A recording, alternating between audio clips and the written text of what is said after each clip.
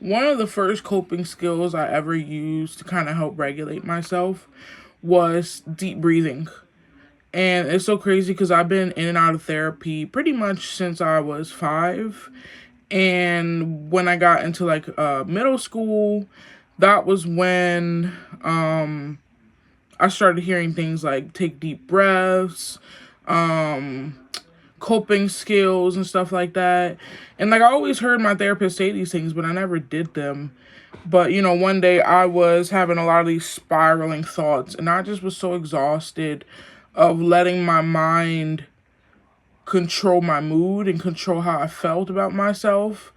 My mind is very negative, and for some reason, that's just where it stays. It's like it is very rare that I will just naturally experience a positive a memory or emotion randomly. It's usually always negative.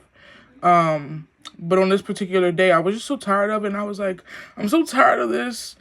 I need to do something. I gotta try something. Let's see if it works. So my thoughts were like racing, and so I did. I just took a couple deep breaths.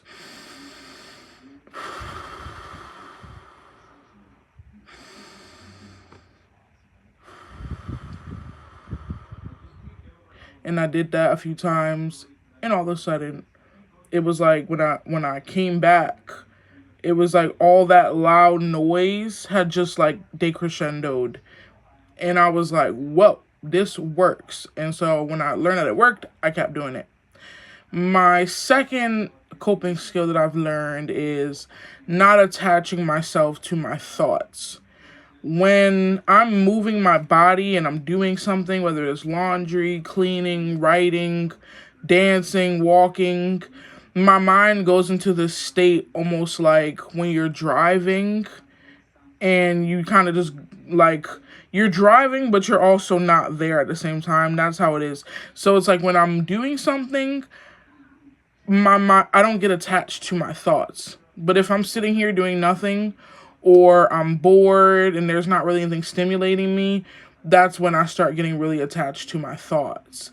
So I've learned to kind of just, every time I get a thought, especially if it's like not necessarily a positive one or whatever, or like a memory, I will acknowledge that's what's happening. I'll be like, oh, I'm having a memory.